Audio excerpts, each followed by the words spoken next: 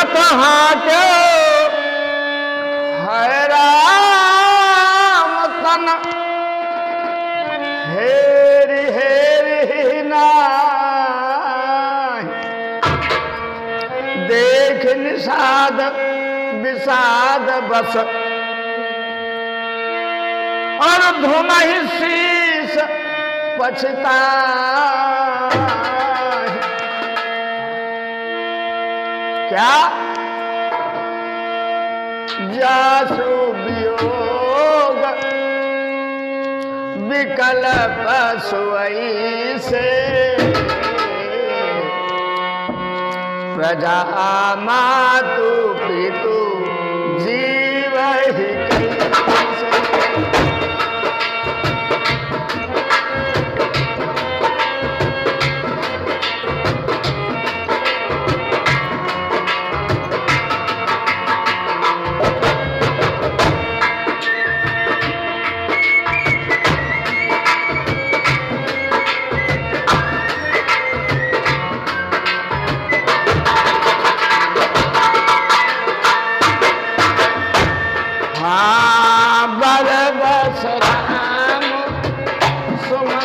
पठाए सुरसर तीर आप तबाए।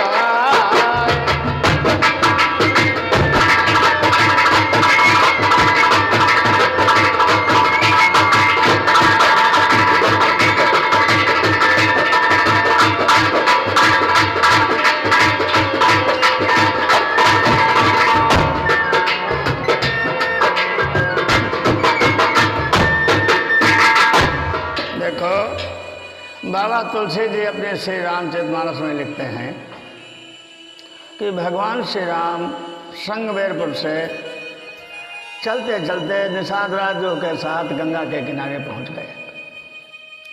गंगा के किनारे खड़े होकर और सुमंत से कहा कि अब तुम ये रथ जो है वापस ले जाओ अयोध्यापुरी को, और हमारे पिता से संतोष देने वाली बात, शांत मिलने वाली बात कहना कि आ जाएंगे। उन्होंने कहा हम पिता की आज्ञा का पालन कर रहे हैं और आ जाएंगे लौटकर। सुमंत जिस समय रथ वापस करता है उस रथ पर राम नहीं है। अब अभी तक उस रथ पर राम थे, अब राम नहीं है क्योंकि राम गंगा के किनारे उतर गए। सुमंत ने जब राम की आज्ञा पाकर और रथ को घुमाना चाहा तो घोड़े इधर उधर मचल रहे थे और हिनहिनाहट की आवाज कर रहे थे। उनके हिनहिनाने का भाव था जहां राम वहीं हम, बिना राम के हम अयोध्या क्या करने जाएंगे। चीखते थे, चिल्लाते थे, राह छोड़ते थे, डगर से इधर उधर जाते थे, होश बेहोश थे। खैर किसी भी दशा में प्रभु की आज्ञा का तो पालन करना था मंत्री सुमंत को। रथ जब वापस आया बहुत चीखे, बहुत हिनहिनाने घोड़े। राम को जब तक देखते रहे तब तक उधर भगवान राम खड़े रहे। खड़े होने के बाद विचार किया अब तो जो कदम बढ़ाया है उसको पूरे करना है। तो क्या लिखते हैं बाबा,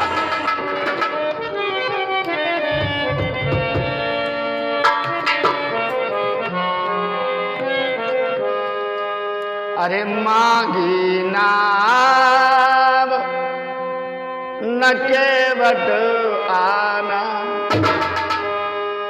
अरे मांगी नाम न केवट आना, और कहे तुम्हार मरम में जाना, कहे तुम्हार मरम में।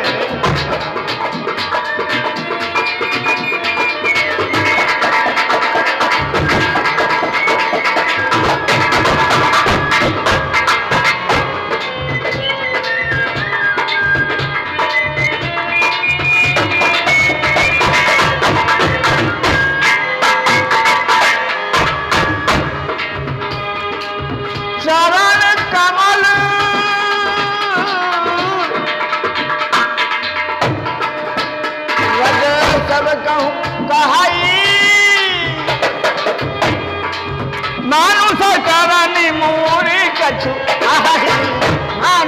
धरनी मूरी कछो।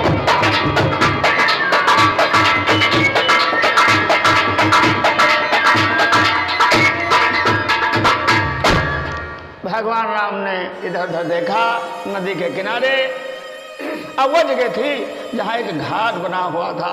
घाट नदी में वहीं पर बनाए जाते हैं जहाँ पर कोई यात्री उतरते हैं, आते और जाते हैं। तो वहाँ एक बैठा हुआ नाविक मिला, मल्लाह। उसको देखकर भगवान श्री राम ने कहा, मांगी नाव न केवट। लोग रामायण में अपने अपने जंत्र मंत्र तंत्र लगा देते हैं, ये बहुत गलत होता है।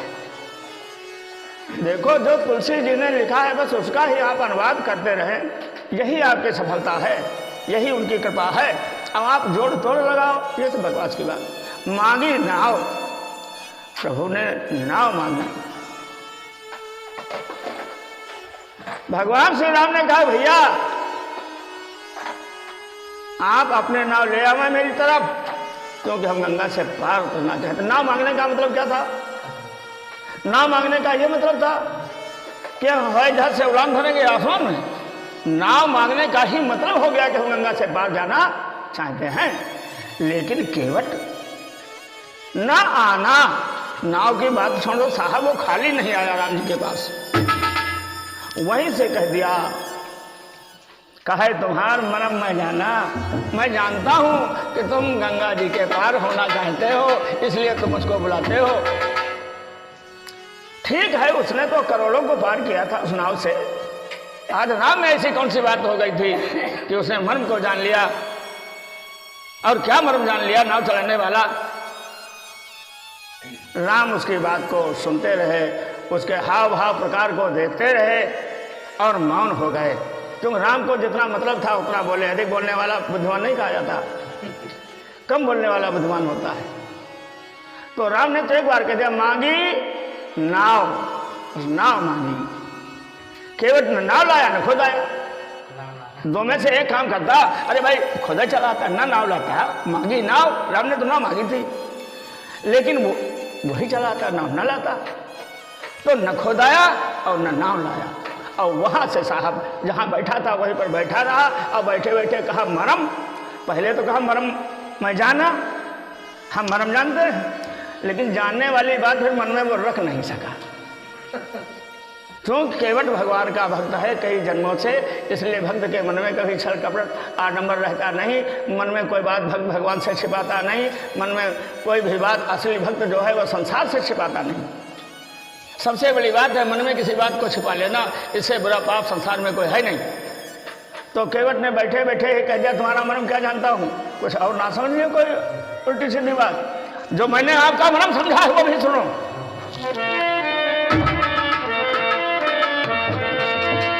छुअत सिरा भई नारी सुहाई। ऐ मेरे राम, आप जादूगर हैं, हम को भी गड़बड़ कर देंगे, हमारी नाव को भी गड़बड़ कर देंगे। क्योंकि छुअत सिरा भई नारी सुहाई। एक नारी पत्थर हो गई थी। हालांकि और विद्वानों का मत है पत्थर जैसी पड़ी थी, कोई कहता पत्थर हो गई थी। अब भगवान की लीला तो भगवान ही जाने, लेकिन वो नारी थी, नारी का भेष था, पत्थर जैसी थी या पत्थर की थी ये भगवान जाने। हमारा जहां तक अनुभव, सत्संग का प्रभाव फल जो है वो पत्थर को आप जहां डाल देंगे वही रोज पड़ा रहेगा, वो अपने आप तो चल पाता नहीं, वो तो जहां पड़ा जैसा पड़ा वैसा पड़ा। तो जिस समय गौतम ऋषि ने श्राप दिया था उसी स्थान पर वहीं पर वो ऐसे पड़ी थी वो कि जैसे कहीं पत्थर डाल दो जैसे तैसा पड़ा रहा। वो नारी अहिल्या ऐसी पड़ी थी, वो पत्थर जैसी पड़ी थी वो। तो केवट कहता है कि आपके चरणों की धूल उस पत्थर में लग गई, पत्थर जैसी नारी में लग गई और वो सुंदरी बन गई और साहब अपने पति के पास भी चली गई। तो हमारे नाव तो है लकड़ी की, पत्थर के तो नारी बन गई और लकड़ी गिरी का बने महाराज। इस मर्म को मैं जानता हूँ। केवट आगे कहता है, देखो, तरन्यु मुनि घरनी हुई जाई, बाट परई मुरी नाव उड़ाई। है मेरे प्रभु नाम यही प्रतिपाल सब परिवार, यही प्रतिपाल सब प्रतिपालू, नहीं जानू अरु कछु खबारू, यही प्रतिपालू सब परिवारू, नहीं जानू कछु और खबारू।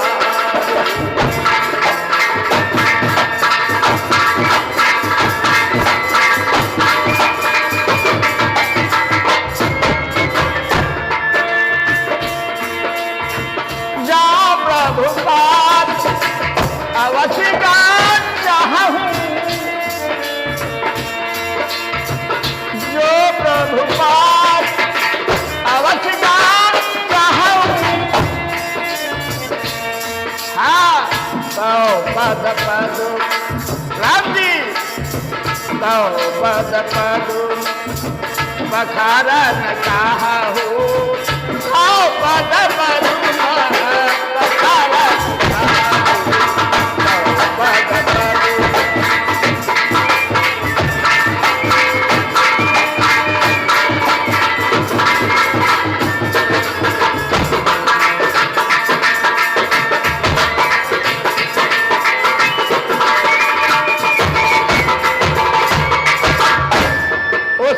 ने कहा, आपके चरणों की धूल तांत्रिक है, इसलिए महाराज हम अपने नाव को औरत बनवाना नहीं चाहते हैं। क्यों? मेरी रोजी रोटी चली जाएगी, इसी से मेरा परिवार चलता है।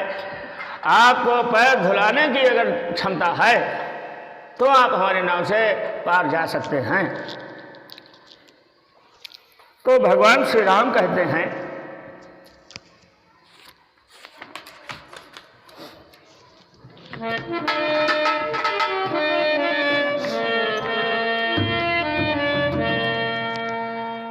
इसमें लिखा नहीं है हालांकि, लेकिन ये अनुभव की बात है। तो तुलसी जी ने लिखा है एक छंद पहले लिख दिया, उसमें भाव स्पष्ट है, पग धोय पद कमल धोय चढ़ाए नाथ न नाथ हो तराई चाहो। तो उस केवट ने कहा, नहीं रहा वो यार, भगवान जी ने कहा, भैया तुम दूर से बात करते, कुछ ढेरे है वो, जो नजदीक आने का मतलब होगा तुम्हारा हमसे प्रेम बढ़ेगा, हमारा तुमसे प्रेम बढ़ेगा। अब तुम दूरी धुआला ठीक से बात कर रहे, भाई बात करने तो तरीका है, नहीं आया वो। जब केवल नजदीक आया, प्रभु के रूप स्वरूप को वहीं से देख रहा था वो। जब नजदीक आया तो प्रभु की कांति, प्रभु की शांति, प्रभु का तेज उसके ऊपर पड़ा, तो गर्मी रहा जो कुछ ठंडा नहीं।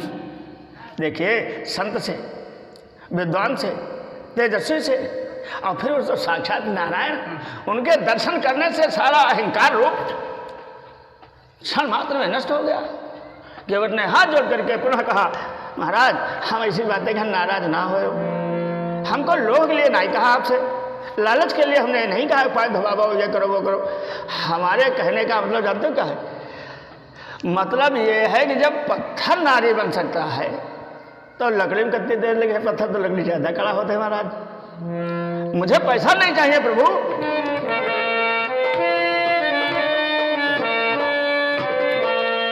अरे पद धोई नाथ, अरे पद कमल धोई चढ़ाई नाव नाथ उतराई चाहूं।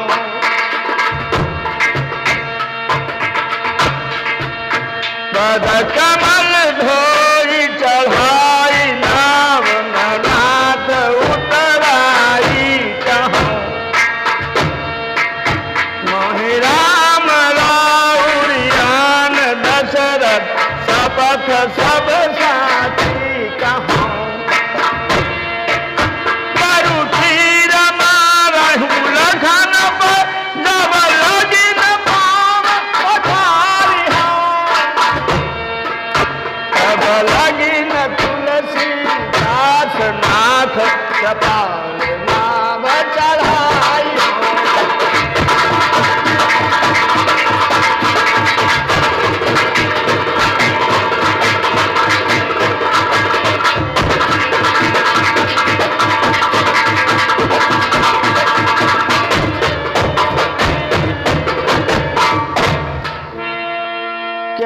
कहा प्रभु देखो पाँव धुला लो आप, वह शंका हमारे दूर कर दो। पत्थर नारी बन गया और लकड़ी नारी नहीं बनेगी, धूल ना लगी रह जाए, हमने शंका है आप बात मान लो मेरी। तो भगवान श्री राम जी मौन है। क्या मौन इसलिए हैं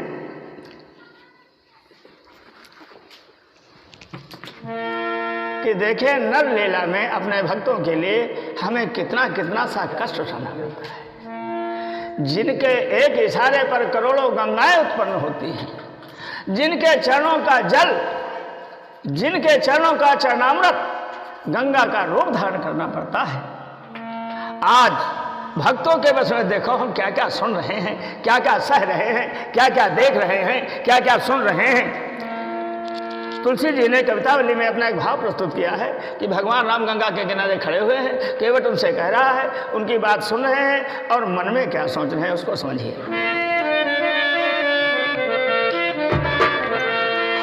अरे नाम अजामिल से खल कोटि अपार नदी भवबूढ़।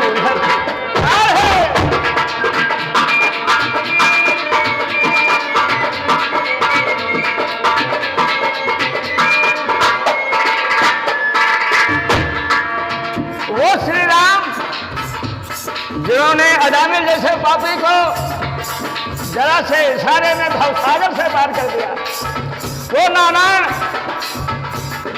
सागर से पार करने वाला आज नदी से पार होने के लिए खड़ा है किनारे।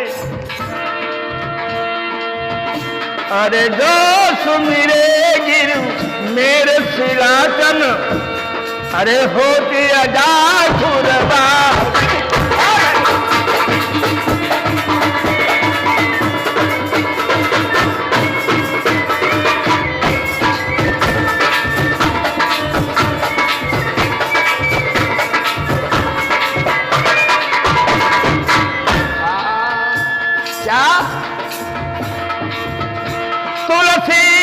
के पद पंकज से प्रगति तटनी दोहरे गाढ़े। अरे ते प्रभुया सरिता तरिबे कहो, अरे ते प्रभुया सरिता तरिबे कहूँ, माँ गति नाव उतारे है ठाढ़े। अरे माँ गति नाव करारे है ठाढ़े।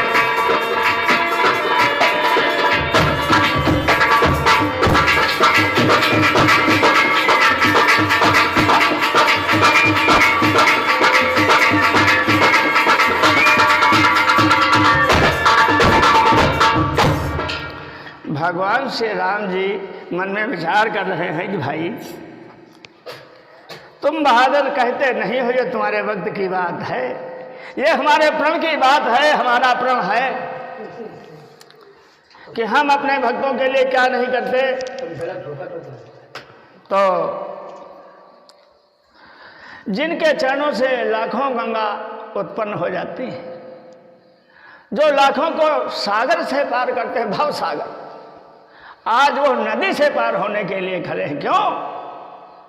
ये बहुत बड़ा भक्त था जिसका नाम है केवट। एक जन्म में आप अगर भगवान के दर्शन ना कर सके तो आप दूसरे जन्म में भी जुड़े रहे हो जाएंगे, तीसरे जन्म में भी जुड़े रहो तो दर्शन तो कभी होंगे, लेकिन आपको जुड़ना पड़ेगा। तो भगवान श्री रामचंद्र जी केवट की ये सारी बातें सुनते हैं, अपने मन में अपने विरध को याद करते हैं। क्या यार, हमारी भी नौटंकी लड़का मैंने कौशल्य की रात फटका रखा है, शादी ब्याह भाव क्या नाटक। यहाँ वो नारायण है, जब चाहे नारायणी, जब चाहे नारायण, जब चाहे आदमी, जब चाहे मेरुआ। अरे करो सदा तिनकी रखवारी, जिम बालक पाले राखे महतारी, लो महतारी बन गई। सामर्थ है, समर्थवान, लेकिन भक्तों के कारण सारी समर्थ जो है हमारी खाक हो जाती है। भक्तों के अरमानों को पूरा करने के लिए हमें क्या क्या नहीं सहना और सुनना पड़ता है। आज गंगा के घाट पर यही विचार कर रहे हैं। उधर केवट ने जो कहा तो मैंने आपको सुनाया। निर्णय अंत में वही क्या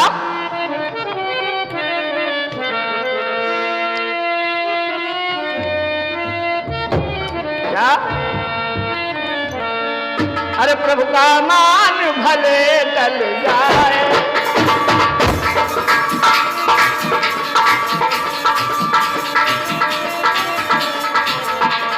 प्रभु का मान भले टल जाए, प्रभु का मान भले टल जाए, भक्त का मान न टलते देखा।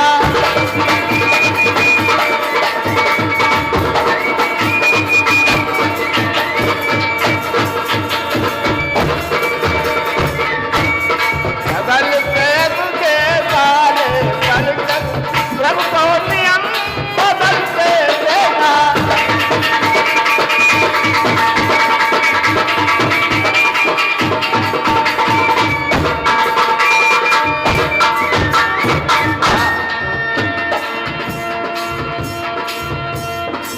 प्रभु का मान भले टल जाए, प्रभु का मान भले टल जाए, भक्त का मान न टलते देखा, भक्त का मान न टलते देखा।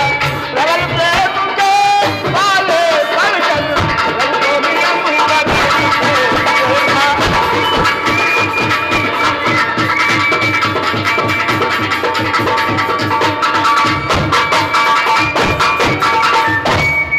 बोले रामकृष्ण भगवान की जय हो। कहते हैं कि भगवान श्री राम, अभी मैंने सुनाया आपको कवितावली के माध्यम से, श्री रामचरित्र के माध्यम से, अभी आपने सुना, निर्णय किया कि भाई बात जीत देखो इसी हमारे भक्त की ही होगी। क्योंकि भक्त कहता है कि तव पद पदुम पखारन कहू, आप कहो, हम नहीं कहेंगे, अब मेरी आन है, मैं नहीं कहूंगा, अब आपको कहना पड़ेगा। कभी तो हम चल के गए थे आपके पास, खाली आपको पाए छू लेते न। आज आप हमसे कहो कि मेरे पाए छुओ, पाए धोवो, तब धोई। तो कहते हैं इस रहस्य को भक्त और भगवान ही जाने हैं। ये सीता और लक्ष्मण नहीं जाने हैं। ये है क्या? लक्ष्मण को क्रोध आ रहा है, इसीलिए तो केवट जान गया। केवट ने कहा बर तीर मारा है लखन पर, अब तो गुस्सा है हम पर, तीर भले मार दें, मरना है एक बार भगवान तेरे लिए। अरे मरना है तो भगवान के लिए मर जाओ। जब मरना ही है तो छगलिया के पीछे, भैंस के पीछे, गाय के पीछे काहे मरिहाओ? अरे मरना है तो भगवान के पीछे मरो, जो नाम अमर हो जाए। क्या कहते हैं? सुन केवट के बैन, प्रेम लपेटे अटपटे, बिहसे करुणाए,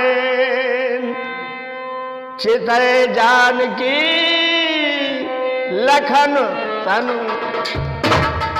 लक्ष्मण और जानकी की तरफ देखा राम जी ने, केवट की बात सुनी, लक्ष्मण और सीता की तरफ देखा और मुस्कुराए।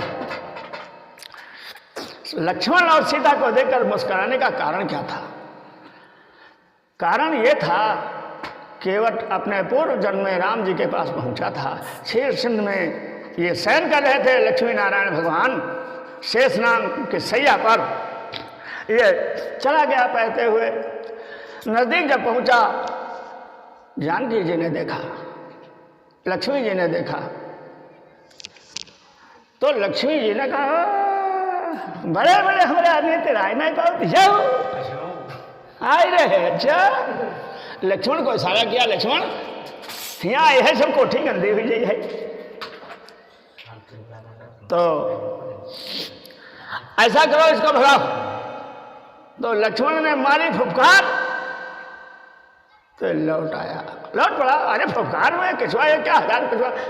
लक्ष्मण जब नींद के छिपड़े में आते हैं तो पृथ्वी में भूकंप आ जाता है, पृथ्वी हिलने लगती है। आजकल लोग भूकंप कहते हैं, हमारे मनीषी, हमारे शास्त्री, हमारे आचार्यों का कथन है, हमारे शास्त्रों का कथन है, शेष नाग को जब निद्रा की हिलोर आती है तो पृथ्वी में भूचाल आ जाता है। तो आज भगवान इसलिए लक्ष्मण और जानकी को देखकर मुस्कुरा रहे हैं कि तुमने ये नौटंकी न की होती तो आज ये तुम्हारा क्यों सुनना पड़ता कि बर तीर मारे लखन पाए। अरे क्या बात है साहब, लक्ष्मण की क्या ताकत आप समझते हैं? राम ने कबूल किया है लक्ष्मण की ताकत। क्या? जग महासखा। राम जी कह रहे हैं वो ताकत है। अब कहते बर तीर मारना ही लखन पाए खिलौना, लेकिन भगवान का वो असली भक्त है। ये तो है भाई, लक्ष्मण है भाई और केवट है भक्त। जग महासखा निशाचर देते और लक्ष्मण नहीं निमिष महु देते। अरे लक्ष्मण नहीं निमिष देते।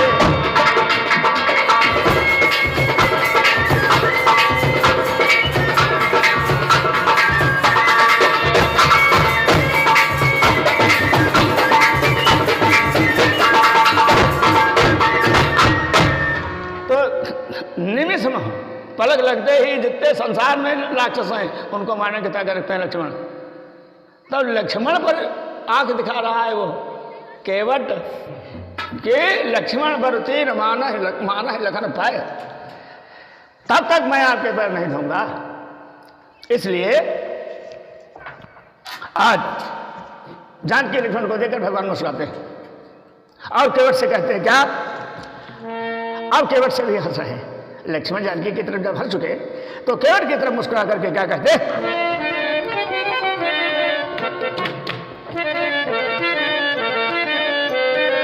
अरे कृपा सिंधु बोले मुस्काई, कृपा सिंधु बोले मुस्काई। अरे सोई करो ते ही तब नाम जाई।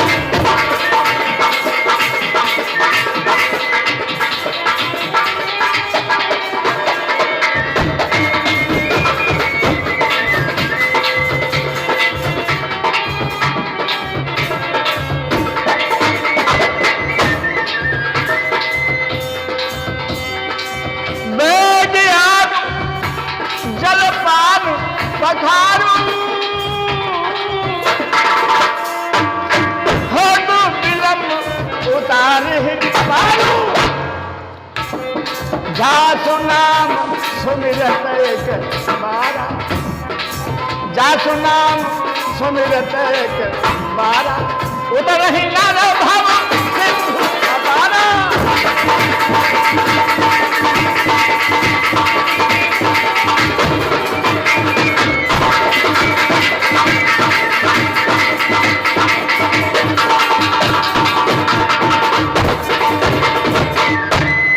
बोले रामकृष्ण भगवान की। कहते हैं वो नारायण जिसका नाम लेने से हजारों भवसंग सूख जाते हैं, लेकिन भक्त और भगवान की मर्यादा है कि भगवान खड़े हैं और केवट आंखें दिखा रहा है। आंखें देखने के बाद भी भगवान वही करते हैं जो केवट चाहता है, जो भक्त चाहता है, क्योंकि भक्त के बस में है भगवान।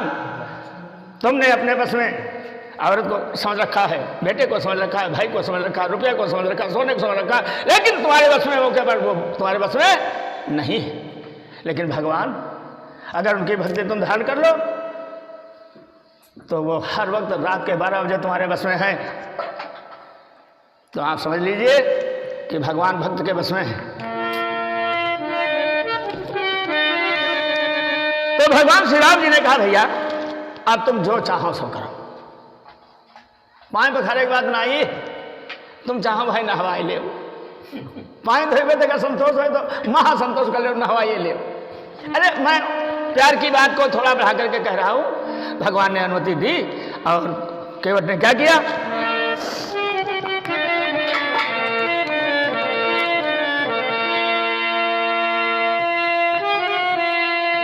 अरे केवट राम रजाय सुपावा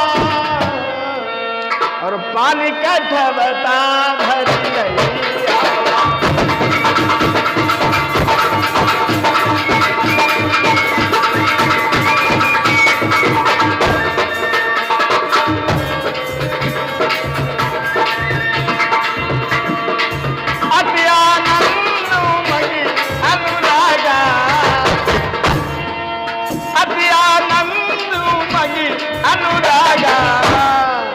केवट चरण पखारा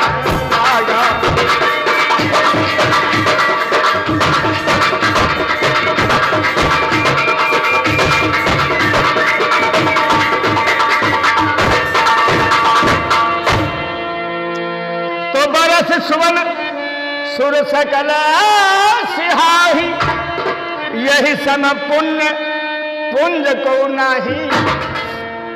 राम की आज्ञा मिली, केवट ने भगवान के चरण पखारे और यहां तक सीता और लक्ष्मण के भी चरण पखारे तो राम के, लेकिन सीता और लक्ष्मण के भी चरण पखारे। ऐसा हमारे संत जनों का मानना है और ऐसी भक्त की रीत है, ऐसी भक्त की प्रीत है। भक्त एक तक कहले राम के पैर धो लेता और सीता और लक्ष्मण को नहीं, ऐसा नहीं। राम के चरण पखारे, सीता लक्ष्मण के चरण पखारे, राम जी को ला करके नाम में बिठाया, सीता लक्ष्मण को बिठाया। ये सुंदर शोभा, ये उस केवट का भाग्य, उस भक्त का महान कर्मों का पुनीत फल देख करके देवलोक से फूलों की वर्षा होती है। और केवट ने किया क्या? पाप पखाड़ने के बाद में आज आप लोग उस चरणामृत को फेंक देते हैं गलियों में, राहों में। नहीं, चरणामृत धोया हुआ चरणों का जो जल है वो जल नहीं है, वो अमृत है, अमृत। तो इसलिए क्या किया उसने? केवट ने, वो चालाक था, सच्चा था, भगवान की भक्ति में सच्चा रंग था। क्या? पद पखारी जलपान करी आप सहित परिवार। उसने चरणामृत चरणों से जो भी धोया उसको क्या किया? स्वयं पिया, अपने स्त्री को, अपने बच्चों को, अपने परिवार को पिलाया, जिससे मुक्ति प्राप्त हो जाए। पद पखारी जलपान करी और आप सहित परिवार, और पितर पारु करी प्रभु पुनि मुदित गयो लय।